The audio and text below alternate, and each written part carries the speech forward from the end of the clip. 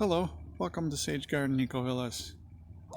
A lot of things have grown, and we've added a lot of new elements since the last time we did a video tour, which I think was mid-2020. It's now December 2021, so it's high time to do another video tour. I'm going to start near my front door. The blue 5-gallon bucket is brewing some homegrown plant-based fertilizer, the next best thing to chop and drop. The silver tube you see is a bulb planter. We use that for planting large seeds in areas where we want minimal disturbance to the organic layer. The black irrigation tube is feeding oyas underground. You can see some of those above the ground, the overturned terracotta pots. So that's what they look like before they're buried. The white contraption in the corner is a Sue Bioreactor. Here's an arbor that we made out of cattle panels and T-posts. This is a construction style we've used a lot here over the past year, so you'll see several arbors as we go around the place. This white PVC pipe is a reservoir for some irrigation wicks. The trailing rosemary on the right was really in sad shape. It was on the bargain shelf, and I think we've proved that one wick a piece is enough to irrigate those trailing rosemaries. We also have some prickly pear cacti that we're bringing back to life. This temporary chicken pen is where we'll have a kitchen garden. So right now our farmer, the chicken, is preparing this plot. Excellent job there, chicken. She's scratching and adding fertilizer and getting rid of any pests that might be overwintering there. Here's a starfruit tree we recently put in. And since this area is susceptible to growing Bermuda grass, we sheet mulched it. You can see the white here. This is paper. We had a lot of excess paper from the Arizona treasure hunt this year, so we put in about 10 layers of paper. Under that is aged manure, and then on the top we just spread wood chip mulch. Here's a new irrigation station. We put several of these in this past year.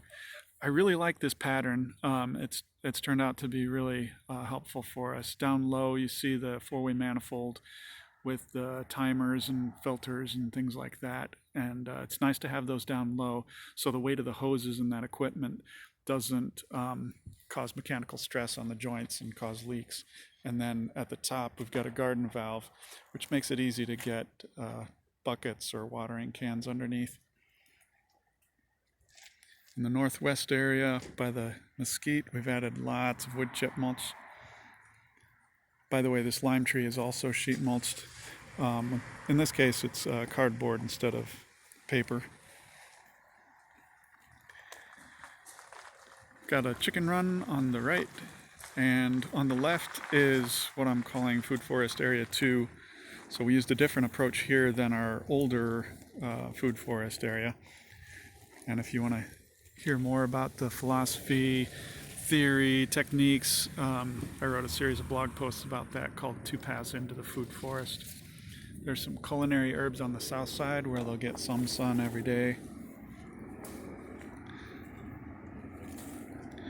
Here's our guamuchil tree. Grew, I would say, about 3 feet taller this year. And this is the time of year when it starts to produce flower buds. Let me see if I can get some of those in the picture. You can see them with the sky in the background. Kind of see the silhouettes. So I'm looking forward to having some of those pods next summer. Oh yeah, our chickens are talking to us. So let's say hi. Hello, chickens.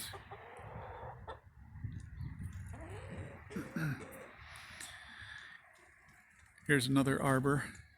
This one is covered by sweet potato vines.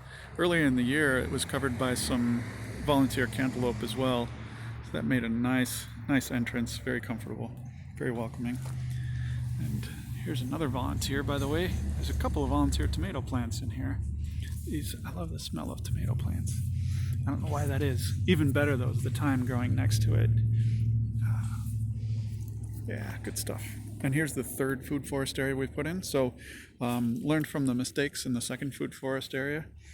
And this one is my favorite so far.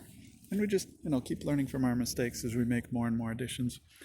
Here's one of the sitting areas we've put in the past year or two.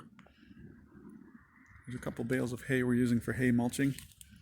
Kind of inspired by Ruth Stout's work, particularly her book, Gardening Without Work. You see these planting boxes. Charles is designing and prototyping planting boxes. So these are basically a portable version of a wicking bed.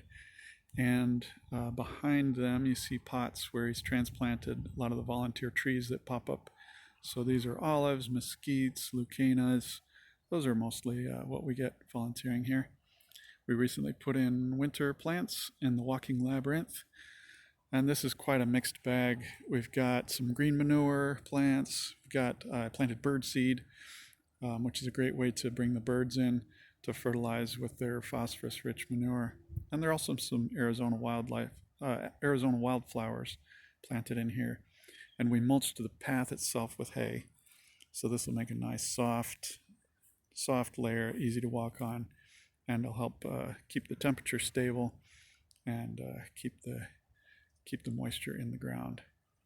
But the idea of having all this, kind of mishmash of plants here is just to get lots of living roots in the ground and supercharge the subsurface microbial life. Here's a cylinder of aging horse manure from the horses just down the block, mixed with light wood shavings, and there are also worms that are helping to break that down. We'll use that as fertilizer next spring. Here's a volunteer leucaena. Popped up just where I would want it. Thank you for that. Here's another cylinder where we are preparing some more manure, turning it into fertilizer. See some lemongrass, little sugarcane on the right. Here's another sitting area. This one we put in this year.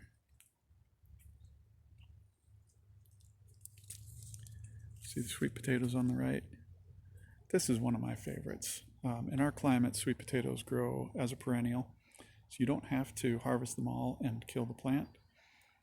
We use the ground as our root cellar, basically. So when you want a tuber, you just come out and grab one. And the leaves are edible too. And they make a great ground cover that is somewhat tolerant of shade. So until the canopy is 100% closed in, it'll grow just fine. This is the oldest area of the food forest. It's about 5 years old. See the curry leaf on the left, one of my favorites. Oranges are ripening. You see the blue broad fork leaning against the wall. That tool has been really helpful to prepare new garden plots. Here, I wouldn't use it so much for maintenance, but for starting a new plot, it's excellent. Here's another arbor over Lucy's intensive garden plot. It's laying fallow right now, but we'll get that started again in the spring. We're clearing away a little area over in the corner for another outdoor living room. And I think I'm not going to walk back here. It's morning. I don't want to disturb anyone's privacy by putting a camera in their face.